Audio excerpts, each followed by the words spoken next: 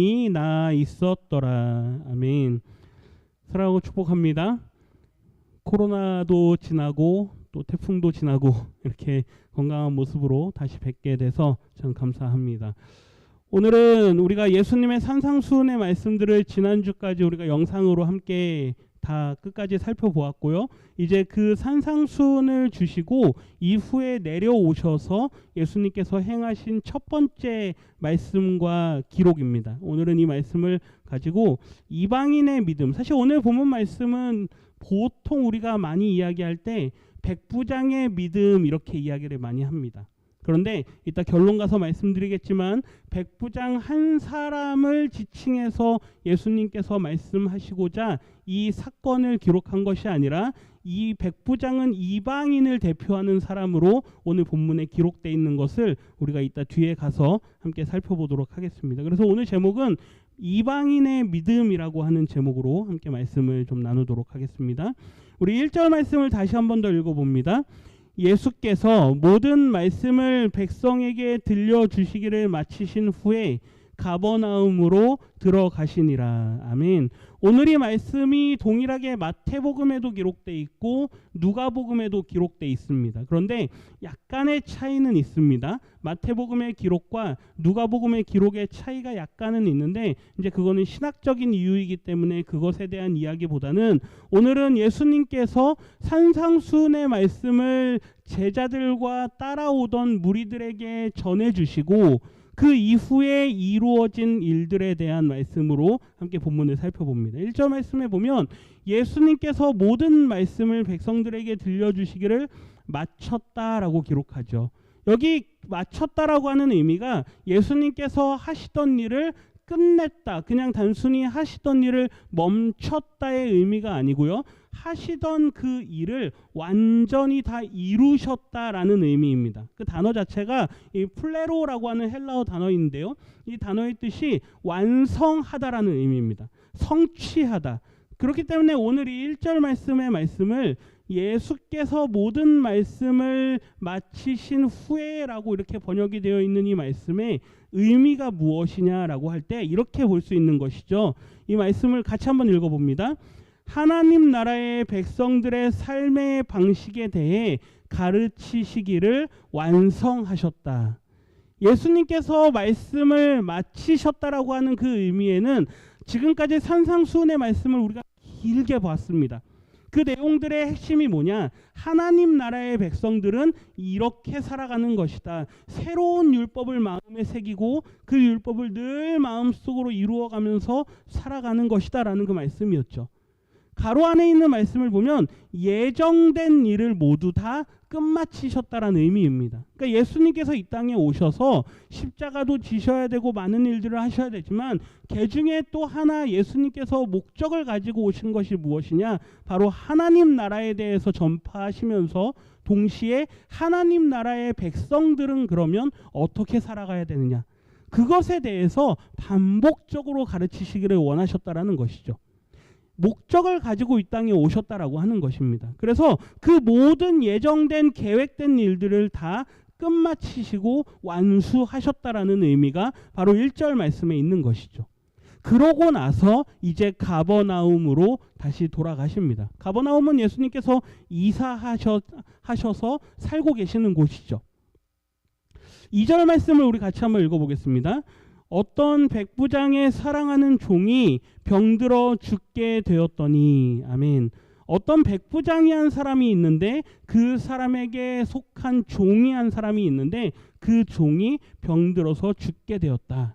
근데 이 말씀을 좀 보면 어떤 이 백부장이라고 하는 사람, 군사 용어인데요.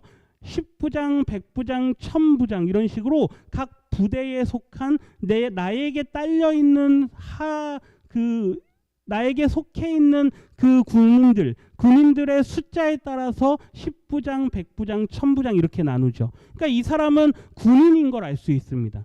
그러니까 어떤 로마에 속한 군인인지 혹은 헤롯 안티파스에게 속한 군인인지 알 수 없지만 어쨌든 이 사람은 이방인이라는 것을 또한 알 수 있죠. 유대인은 아닙니다. 이방인으로서 지금 이 갈릴리 지역에, 특별히 이 가버나움이라고 하는 이 지역에 와서 자신에게 주어진 일을 감당하고 있는 군인인데, 이 사람에게 종이 한 사람이 있습니다. 근데 당시의 종은 노예와 같은 사람이죠. 그렇기 때문에 그 종을 내가 사랑한다. 특별히 이 엔티모스라고 하는 단어가 사랑하는 이라고 번역이 됐는데, 정확한 단어의 뜻은 아주 귀한, 소중하게 여기는 이런 단어입니다. 그러니까 노예와 같은, 그러니까 내가 돈을 주고 사고 자기의 권한을 가질 수 없는 그 노예를 물건과 같이 대할 수 있는 그러한 노예인데, 그 노예를 아주 귀하게 여기고 아주 소중하게 여기고 있다라고 하는 것이죠. 이 사람의 좀 독특한 특징이 몇 가지가 보입니다. 첫 번째, 이 사람은 어떤 사람이냐? 생명을 귀하게 여기는 사람이라는 걸 알 수 있죠. 그러니까 자기에게 속한 이 노예조차도 그가 아파서 죽게 되었다라는 이 상황, 그의 생명을 아주 귀하게 여긴다라고 하는 아주 좋은 마음을 가진 사람이죠. 요즘 사람들이 하는 말로 아주 멋진 사람일 겁니다. 그렇죠? 나에게 속해 있는, 아주 내가 만약에 직장 상사인데 나에게 속해 있는 직원들을 아주 잘 대해주는 그런 아주 좋은 상사와 같은 사람이겠죠. 그러면서 특별히 내 부하의, 내 종의 생명을 아주 귀하게 여기는 사람입니다. 굉장히 사람이 좋은 사람이라는 걸 알 수 있죠. 이 사람의 또 다른 특징이 나오는데, 지위와 덕에 맞는 어떤 사회적인 역할을 감당할 줄 아는 사람이라는 걸 볼 수 있습니다. 3절 말씀에 보면요, 이렇게 기록합니다. 3절 말씀입니다. 예수의 소문을 듣고 유대인의 장로 몇 사람을 예수께 보내어 오셔서 그 종을 구해 주시기를 청한지라.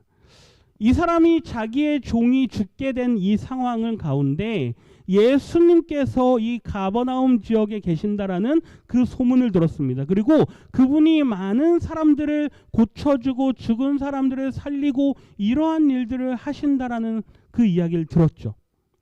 그 소문을 듣고 유대인 중에 장로 몇 사람, 그러니까 유대인들 중에 어른 되는 사람들, 그렇죠? 조금은 덕망 있는 사람들, 그 가버나움 지역에 조금은 그래도 권위가 있는 사람들, 그런 사람들 몇 사람에게 부탁을 합니다. 예수님에게 가셔서 저의 종을 좀 살려달라고 좀 부탁을 해주십시오. 이렇게 말하죠. 이 사람은 이방인입니다. 이방인이 유대인 장로들에게 와가지고 그러한 요청을 하는데, 이 유대인 장로들의 반응을 한번 보십시오. 4절 말씀입니다. 이에 그들이 예수께 나와 간절히 구하여 이르되 이 일을 하시는 것이 이 사람에게는 합당하니이다. 이 장로들이 이 백부장의 요청을 받고 예수님에게 갑니다. 그리고 예수님에게 가서 말하죠. 간절하게 구하면서 말합니다. 그 말을 보면 이 장로들이 이 백부장을 어떻게 생각하는지 알 수 있죠. 이 백부장은 아주 좋은 사람이다. 이 사람은 비록 로마에 속한 군인이지만 우리 피지배지인 이 유대인 공동체에 대해서 아주 선하게 대하는 사람이다. 이런 것을 알 수 있는 것이죠. 그 사람을 위해서 아주 간절하게 이야기합니다. 그러면서 하는 말이, 이 사람의 사랑하는 종을 고쳐주시는 일이 이 백부장에게는 어떻습니까? 합당합니다. 다시 말하면 이 사람은 예수님 당신께서 마땅히 이 사람의 종의 그 죽음에 처한 그 상황을 고쳐주셔도 전혀 아깝지 않은 사람입니다. 이 사람은 그럴 만한 자격이 있는 사람입니다. 왜 그러느냐? 그러면서 자격을 이야기하는데요. 5절입니다. 그가 우리 민족을 사랑하고 또한 우리를 위하여 회당을 지었나이다 하니. 이 사람은 비록 로마에 속한 군인이지만 우리 이스라엘을 점령하기 위해서 이 땅 가운데 와 있는 사람이지만, 이 사람은 우리 유대인들을 아주 사랑하는 사람입니다. 그리고 우리를 위해서 하나님을 예배하는 장소인 회당을 지어준 사람입니다. 앞서 제가 이 사람의 특징이 뭐라 그랬냐면요, 사회적인 어떤 역할을 감당할 줄 아는 사람이라 그랬죠. 자기에게 속한 지위와 덕에 맞는 일을 감당하는 사람입니다.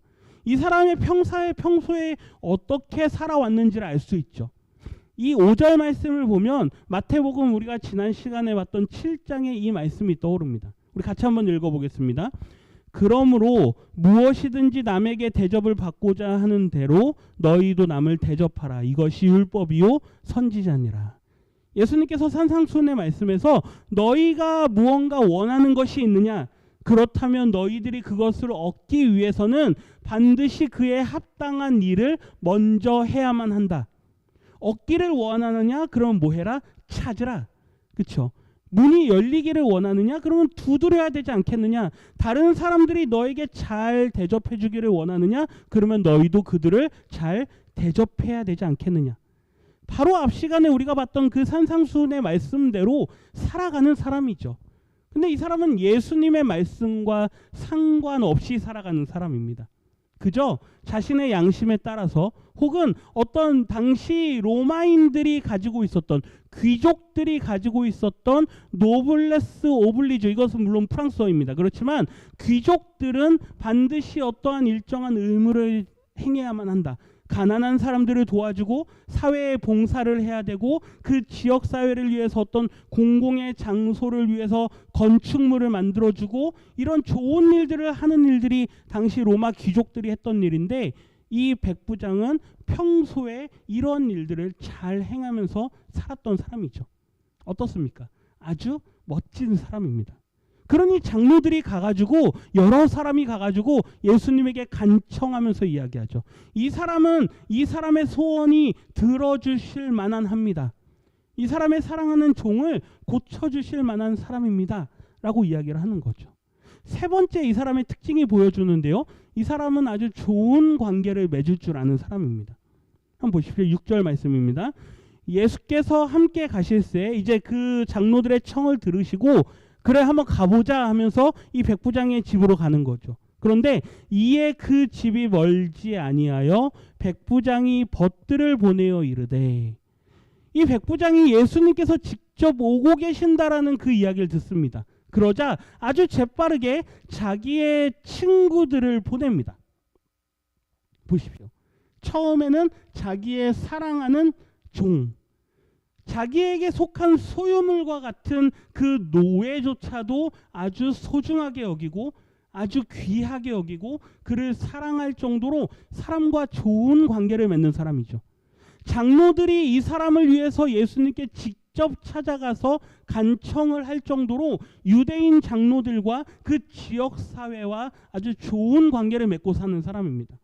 그런데 아주 다급하게 친구들을 불러서 예수님에게 빨리 너희가 대신 좀 가라. 나는 그분을 만날 수 없다. 너희가 대신 좀 가가지고 우리 집에 오시지 말라고 내 말을 좀 전해줘라. 또 부탁을 합니다. 그런데 이 친구들이 어떻습니까? 그 백부장의 부탁에 호응을 합니다. 그러면서 백부장의 부탁을 받아서 그대로 예수님에게 가죠. 이 모습만 보면 이 백부장은 평소의 인간관계가 어땠는지를 또 알 수 있죠. 친구들과 좋은 관계를 맺고 장로들과 좋은 관계를 맺고 자기의 심지어 소유물과 같은 종과도 좋은 관계를 맺는, 요즘 사람들이 보기에도 아주 멋진 사람입니다. 그렇죠? 아주 나이스한 사람입니다. 그리고 이 사람은 정말로 귀품 있는 사람이다. 아주 정말로 귀족다운 그런 모습으로 살아가는구나. 아주 고급스러운 그런 모습들이 막 나타나는 사람이죠. 그런데 이 사람이 이제 예수님에게 친구들을 대신 보내서 하는 말들을 보면 앞선 사람들의 평가와는 조금 다른 행동을 보입니다. 이 사람의 믿음의 고백들을 몇 가지 보게 되는데요. 우리 6절 말씀 함께 읽겠습니다. 주여 수고하시지 마옵소서. 자기에게 찾아오고 있는 그 예수님에게 다급하게 친구들을 보내서 하는 말이 주여라고 부르죠. 자신이 이미 로마의 군인이고 당시 로마인들은 주라고 부르는 이 퀴리오스라고 하는 이 단어는 누구에게만 쓸 수 있느냐? 황제에게만 쓸 수 있습니다. 황제가 스스로 신으로 여기기 때문에. 그래서 주님 혹은 주인님 혹은 신이시여라고 하는 이 퀴리오스라고 하는 단어는 누구에게만 쓸 수 있다고요? 황제에게만 쓰던 단어입니다. 그런데 누구에게 쓰고 있습니까? 예수님을 향해서 쓰고 있죠. 주여, 그 주여라고 하는 의미가 정말로 하나님의 아들이신 예수로서의 주라고 그가 알고 있는지는 모르겠지만 어쨌든 예수님을 부르는데 뭐라고 부릅니까? 주여, 주인님. 그렇죠? 나는 군인이고 나는 장수이고 나에게도 수하가 많이 있는 사람인데 나는 사회적으로 아주 높은 신분을 가지고 있는 사람인데 스스로를 낮게 여기고 예수님을 높게 지금 부르고 있는 것을 볼 수 있습니다. 당신은 나보다 높은 분입니다 라고 예수님을 부르고 있는 것이죠. 수고하지 마십시오. 그러니 당신은 나보다 높은 분이시니 당신 스스로 수고롭게 하지 마십시오. 그러면서 두 번째 믿음의 고백이 어떤 말이냐면요. 6절 하반절 말씀입니다. 내 집에 들어오심을 나는 감당하지 못하겠나이다. 7절 그러므로 내가 주께 나아가기도 감당하지 못할 줄을 알았나이다. 이 사람의 말을 보십시오. 첫 번째, 당신, 주님은 우리 집에 오실 수 없습니다. 두 번째, 나는 주님 당신 앞에 나아갈 수도 없습니다. 왜요? 나는 그것을 감당할 수가 없습니다.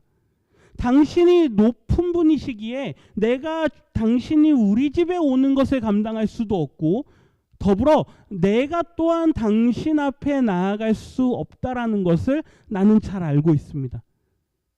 이 무슨 말일까요? 나는 당신 앞에서 지극히 낮은 사람입니다. 우리 집에 당신을 불러들일 만한 그런 상황도 안 되고 내가 당신 앞에 나아갈 만한 그런 상황도 안 됩니다. 당신은 신적인 분이시라는 것을 익히 알고 있는 것이죠. 그분이 정말로 하나님의 아들로서의 예수님인지 아니면 어떤 종류의 신으로 그가 이해하고 있는지는 알 수 없지만 어찌됐든 예수님을 바라보면서 그냥 평범한 인간은 아니다라고 생각을 하는 거죠. 로마 황제에게만 부르던 로마 군인인 이 백부장이 주여라고 부르면서 나는 당신 앞에 감히 나설 수가 없습니다 라고 부르는 그의 고백. 세 번째 그의 고백을 한번 보십시오. 우리 7절 말씀 읽습니다. 말씀만 하사 내 하인을 낫게 하소서. 나에게 오실 필요도 없고 제가 감히 당신 앞에 나갈 수가 없습니다. 그저 말씀만 해 주십시오. 그러면서 하는 말이 8절입니다. 나도 남의 수하에 든 사람이요 내 아래에도 병사가 있으니 이더러 가라 하면 가고 저더러 오라 하면 오고 내 종더러 이것을 하라 하면 하나이다. 무슨 말일까요? 당신은 나보다 높은 분이시기 때문에 내가 마치 내 아래 수하나 병사나 종들에게 이렇게 하라 하면 그들이 그렇게 하는 것처럼 당신이 나에게 이렇게 하라라고 말씀하시면 내가 그렇게 하겠습니다. 이거죠. 나에게도 그런 아랫사람들이 있습니다. 나도 그들을 부립니다. 그들이 내 말에 다 순종합니다. 그러니 당신이 나보다 높은 분이신 걸 내가 알고 있으니 당신이 나에게 뭐라고 말씀만 하시면 나는 그대로 행하겠습니다. 일단은 우리는 이 백부장이 예수님을 바라보면서 하나님의 아들인 예수다라고 이해하고 있는지는 모르겠습니다. 그러나 적어도 이분이 뭔가 우리와는 다른 분이시구나라는 것 정도는 알고 있다라는 것을 이 말씀 속에서 볼 수 있는 것이죠. 무엇만 하십시오? 말씀만 하십시오. 당신은 내가 듣기로 그리고 내가 여러 말들을 들었는데 당신은 말씀만 하셔도 이 일을 행하실 수 있는 분이신 걸 제가 믿습니다. 그러니 수고롭게 나에게 오시지도 마시고 내가 당신에게 감히 나아갈 필요도 없는 걸 제가 압니다. 저에게 말씀만 해 주십시오. 이 백부장 어떻습니까? 대단한 믿음을 가진 사람이죠. 물론 우리가 말하는 종류의 그런 믿음인지는 모르겠습니다. 하나님의 아들로서 십자가를 지시고 우리를 대속하시고 우리를 구원하실 메시아 되시는 그 구주로서 그 주로서 예수님을 고백하고 있는지는 모르겠습니다. 그러나 어찌됐든 이 백부장은 예수님을 바라보면서 지금 이분은 뭔가 다른 분이다. 이분은 나보다 높은 분이다 라고 고백하고 있는 것을 볼 수 있죠. 지금까지 기억나십니까? 예수님께서 쭉 말씀들을 우리가 함께 읽어오면서 예수님의 유대인들을 바라보는 예수님의 시각이 어땠습니까? 별로 좋지 않았습니다. 그렇죠? 안식일에 율법을 지키고 어기는 그 문제를 가지고 예수님에게 시비를 거는 바리새인들, 그리고 예수님이 안식일의 주인이다, 내가 하나님의 아들이다, 이런 말을 하는 걸 들으면서 신성모독이다 라고 말하면서 이를 갈고 예수님을 잡아 죽이려던 이 유대인들을 바라보시는 예수님의 감정이 별로 그렇게 좋지 않았죠. 그런데 이제 이 백부장 이 사람은 예수님을 보면서 이분은 뭔가 다른 분이구나, 심지어 유대인도 아닙니다. 이방인인데 어떻게 이 사람이 나에 대해서 이 정도로 생각을 할 수 있을까? 9절 말씀 같이 한번 읽어봅니다. 예수께서 들으시고 그를 놀랍게 여겨 돌이키사 따르는 무리에게 이르시되 내가 너희에게 이르노니 이스라엘 중에서도 이만한 믿음은 만나보지 못하였노라 하시더라. 아멘. 이 9절 말씀을 보면 몇 가지 예수님의 말씀 중에 특징적인 모습을 볼 수 있습니다. 예수님께서 그의 말에 귀 기울여서 들으시는 것을 볼 수 있죠. 지금까지는 예수님과 유대인들의 대화 가운데 보면은 유대인들은 예수님에게 뭔가 말을 하는데 그 말이 예수님의 마음에 감동이 되지 않습니다. 그렇죠? 계속 예수님에게 뭔가 걸리는 말만 하죠. 자꾸 예수님에게 시비 걸고 자꾸 예수님에게 뭔가 자꾸 딴지를 걸고 예수님을 대항해서 자꾸 대적하는 그런 말들만 예수님의 귀에 들려왔었습니다. 그런데 어떻습니까? 예수님께서 지금 그의 말을 들으시면서 어떠시죠? 놀랍게 여기십니다. 아마 복음서를 쭉 읽어오면서 예수님께서 놀랍게 여기는 장면이 몇 군데 나오지 않을 겁니다. 그런데 특별히 이 이방인의 이 말을 들으면서 예수님께서 놀랍게 여기시죠. 이 말은 기대하지 않았다라는 겁니다. 이방인들이 이런 정도의 나를 향한 어떤 믿음을 보인다, 이방인들이 나를 향해서 이 정도의 고백을 할 수 있다, 이런 거는 전혀 상상조차도 하지 못하셨던 거죠. 어딜 보면 알 수 있냐면요, 그 바로 앞전에 산상수훈의 말씀을 보면 알 수 있습니다. 이방인들을 뭐와 같이 여겼죠? 개와 같이 여겼죠. 돼지와 같은 자들로 여겼습니다.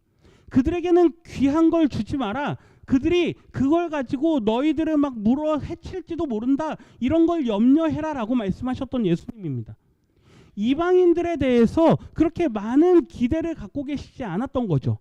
그런데 지금 이 이방인인 이 군인 이 백부장이 예수님을 향해서 이런 정도의 고백을 하는 이 모습을 보면서 예수님이 매우 놀라고 계시는 겁니다. 그러면서 그 말을 그냥 듣고 놀라면서 그걸로 끝나는 게 아니라 자신을 따르는 사람들에게 말씀하시죠. 이스라엘 중에서도 이만한 믿음은 만나보지 못했다. 지금 예수님의 1차적인 사역의 대상은 누굽니까? 유대인들입니다. 예수님도 다니시는 곳마다 회당들을 주로 다니시고, 그렇죠? 그리고 만나는 사람들은 일단은 대부분이 유대인들입니다. 갈릴리와 예루살렘을 왔다 갔다 하시면서 사역을 하시기 때문에 많은 경우에 있어서 유대인들이 예수님의 사역의 대상이었겠죠. 그런데 그 많은 사람들을 만나봤지만 이스라엘 사람들 중에 자신을 보면서 이렇게 다르게 나를 바라보는 사람을 보지 못했다라는 것이죠. 오늘 예수님께서 이 9절 말씀을 일부러 하시는 이유가 있습니다. 이 백부장의 믿음을 칭찬하기 위해서 예수님께서 이 말씀을 하신 걸까요? 아닙니다. 백부장의 믿음이 분명 중요한 믿음이고 아주 놀라운 믿음이지만 백부장의 믿음을 칭찬하려고 하는 게 아닙니다. 분명하게 우리가 알아야 되는 건 지금 예수님께서는 이스라엘 중에서도라고 말씀하시죠. 그 말이 무슨 말일까요?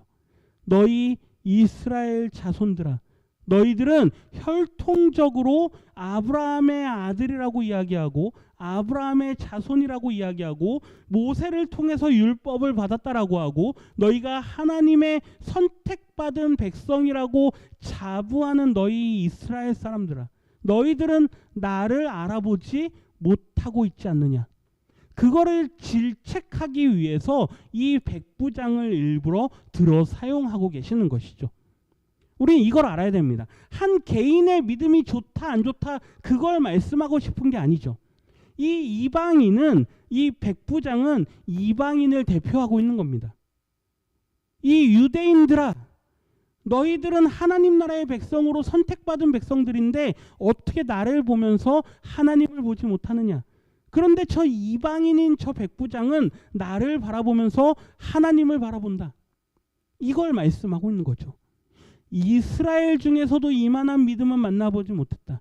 이방인도 이 정도의 믿음을 가지고 있다.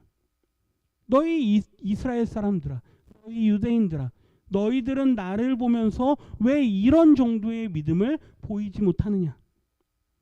우리가 본받아야 될 믿음이다 아니다 그걸 이야기할 수는 없습니다. 왜 그러냐면 이 백부장이 예수님을 보면서 우리를 위해서 십자가에 달려 죽으실 그 메시아의 예수로 바라봤는지를 알 수 없기 때문이죠. 그러나 어찌됐든 예수님을 바라보는 그의 시각이 적어도 유대인들이 예수님을 바라보던 그 시각보다는 더 나았다라고 하는 것을 예수님께서 말씀하고 계시는 것이죠. 이걸 생각해야 됩니다. 그러면 이제 우리에게 적용할 때 과연 우리는 예수님에 대한 믿음을 어느 정도로 가지고 있냐 이거죠. 우리는 유대인도 아닙니다. 그렇죠? 그리고 우리는 이 당시 예수님과 함께 지내던 이 1세기의 사람들도 아니죠. 2000년이 지난 후의 사람들입니다. 우리는 예수님을 어떻게 바라봅니까? 그저 어떤 책 속에 나와 있는, 우리가 들고 다니는 성경책에서만 우리가 읽을 수 있는 예수님으로 우리는 그냥 바라봅니까? 혹은 세상 사람들이 말하는 것처럼 4대 성인 중에 한 사람으로서 그저 역사 속에 살다 간 인물로만 예수님을 바라봅니까? 예수님을 바라보는 우리의 시각이 어떻냐라고 우리 자신들에게 질문해야 되는 것이죠. 적어도 이 이방인의 믿음보다는 나아야 되지 않겠습니까? 왜요? 우리에게는 구약 성경도 있고 신약 성경도 있습니다. 예수님에 관한 모든 것을 다 기록해 놓은 구약과 신약의 말씀들이 있고 우리는 역사의 많은 증거들을 가지고 있습니다. 그리고 2000년이라고 하는 이 시간이 흐르는 동안 우리 앞에 많은 믿음의 선배들이 그 예수님에 대한 믿음들을 다 정리해 놓았죠. 그렇기 때문에 우리는 예수님을 알 수 있는 자료들이 충분히 많습니다. 그러면 이제 우리는 적어도 이 이방인보다는 예수님에 대해서 더 많은 걸 알고 있죠. 직접 만나보진 못했어도, 그렇죠? 눈으로 대면해서 예수님과 대화하지는 못했어도 우리는 예수님에 관한 모든 걸 알고 있고, 또한 우리가 그 예수님을 믿음의 고백 가운데 우리의 마음 가운데 영접하면서 이제 성령께서 우리로 하여금 예수님과 교통할 수 있는 은혜를 베풀어 주십니다. 우리의 기도를 위해서 늘 중보하시는 분이 계시고, 우리가 기도할 때 우리와 같은 마음을 가지시고 하나님과 함께 하시는 예수님이 계시죠. 그 예수님에 대한 믿음의 정도가 과연 어느 정도냐라는 것이죠. 상황에 따라서, 환경에 따라서, 혹은 지금 되어지는 그러한 일들에 따라서 예수님에 대한 우리의 믿음이 흔들리는 정도의 믿음이냐, 아니면 적어도 이 이방인인 백부장이 예수님을 바라봤던 그 이상의 믿음이냐. 우리가 추구해야 될 믿음은 적어도 백부장이 보였던 믿음보다는 더 나은 믿음이어야 될 줄 믿습니다. 적어도 백부장보단 나아야죠. 왜요? 이방인으로서 예수님에 대한 많은 정보가 없었던, 그저 저분은 기적을 행하시는 분이야 라고 믿었던 사람입니다. 그러면 그보다는 우리는 더 나은 믿음을 가져야 되지 않겠습니까? 그렇기 때문에 이 10절 말씀을 보면서 이 백부장이 예수님에 대한 그의 믿음이 얼마나 더 확고해졌을까에 대해서 우리는 생각해야만 합니다. 10절 말씀 같이 읽습니다. 보내었던 사람들이 집으로 돌아가 보매 종이 이미 나아 있었더라. 예수님을 만났던 이 백부장의 친구들이 예수님을 만났습니다. 그렇죠? 그리고 어떤 대화를 하지도 않았습니다. 성경에 그런 내용이 없죠. 그저 그 백부장의 말만을 전했을 뿐입니다. 그리고 그들이 집으로 돌아가서 보니까 이미 나아 있습니다. 죽을 것만 같았던 그 종이 이미 나아 있는 상태죠. 한번 생각해 보십시오. 백부장은 지금 어디에 있습니까? 이 종과 계속 같이 있습니다. 약을 발라주지도 않았을 거고 무슨 어떤 명약을 그에게 주지도 않았을 겁니다. 그런데 시간이 흐르면서 친구들을 보내고 하는 그 사이에 어느 순간 이 내 종의 피의 색깔이 살색이 다시 돌아오고 그러면서 혈기가 돌고 그러면서 그의 입이 열리고 눈이 떠지고 그러면서 호흡이 트이고 그러면서 주인을 향해서 말을 걸기 시작할 겁니다. 그가 일어나고 기력을 차리고 그가 먹기 시작할 것이죠. 그러면서 점점 몸이 회복되어져 가는 모습을 이 백부장이 바로 옆에서 지켜보고 있었을 겁니다. 한번 보십시오. 나는 당신을 만날 수 있는 그러한 사람이 아닙니다. 나는 당신을 우리 집에 모실 만한 그러한 사람도 아닙니다. 그저 말씀만 하십시오. 이 말 한마디 했을 뿐인데 자기의 눈앞에서 다 죽어가던 그 종이 점점점 살아나는 모습을 직접 목격하고 있다고 한번 생각해 보십시오. 예수님에 대한 믿음이 어떻습니까? 더 확고해지겠죠. 심지어 이 사람은 예수님을 만나지도 않았습니다. 저와 우리 성도님들과 이 백부장은 같은 처지에 있죠. 예수님을 만나지도 않았습니다. 그런데 그 기적을 눈으로 목격해 가면서 점점점 예수님에 대한 믿음이 더 확실해져 가는 것이죠. 오늘 우리는 이 백부장이 가지게 되는 이 결과의 말씀 10절 말씀을 보면서 하나님 내 인생에 하나님께서 행하신 그 모든 일들을 내가 봅니다. 내 인생 지금 살아오는 동안 얼마나 많은 순간순간 하나님께서 그 일들을 행하시지 않았습니까? 우리의 눈으로 직접 봐온 기적과 같은 일들이 얼마나 많았습니까? 그렇다면 이제 우리는 적어도 이 백부장보다는 더 나은 믿음을 소유할 수 있는 근거를 갖고 있다라고 하는 것이죠. 말씀을 가지고 있고 믿음의 선배들의 간증들을 가지고 있고 우리 개인의 삶의 고백들을 가지고 있습니다. 그렇다면 우리는 과연 적어도 이 이방인의 믿음보다는 더 나은 믿음을 소유해야 되는 것이 아닌가? 한 사람 백부장의 믿음을 말씀하기 위해서 이 말씀이 기록된 게 아니란 얘기죠. 백부장의 믿음이 참 좋다, 이 사람 같은 믿음을 가져라, 그걸 말하고자 하는 게 아닙니다. 너희 유대인들아, 너희들은 구약의 말씀도 있는데 왜 나를 바라보지 못하느냐, 이 이방인보다도 못하냐라고 말씀하시는 그 말씀을 오늘 우리가 들어야 된다는 것이죠. 우리에겐 구약도 있고 신약도 있고 믿음의 선배들도 있고 우리 개인의 삶의 고백들도 있습니다. 그렇다면 이제 우리는 예수님을 어떻게 바라보고 그분을 어떻게 믿을 것인가? 우리의 평생을 살아가는 동안 늘 예수님에 대한 우리의 믿음의 고백이 확실히 변하지 않는 그러한 진정한 고백이 되어줘야 될 줄 믿습니다. 그 고백이 우리뿐만 아니라 우리의 자손들에게, 우리의 후손들에게 늘 전해지도록, 그래서 믿음의 가문들이 계속해서 이어갈 수 있도록 우리가 늘 기도하고 그 일을 위해서 우리의 가정 안에서도 바로 이 믿음의 고백들을 물려줄 수 있는 우리 성도님들이 되셔야 되는 것이죠. 그 기회가 언제입니까? 이런 명절과 같은 때입니다. 자녀들을 만나고 자녀손들을 만나고 그리고 그들과 함께 시간을 보내면서 나와 함께 하신 하나님에 대한 그 이야기들을 들려주실 수 있어야 되는 것이죠. 많은 이야기 할 필요가 있겠습니까? 그저 내 삶의 이야기가 간증인데 그 이야기들을 우리의 자손들에게 이 명절 기간을 통해서 또 그들과 함께 만날 때 그들에게 들려주시는 겁니다. 그것만 하셔도 충분하죠.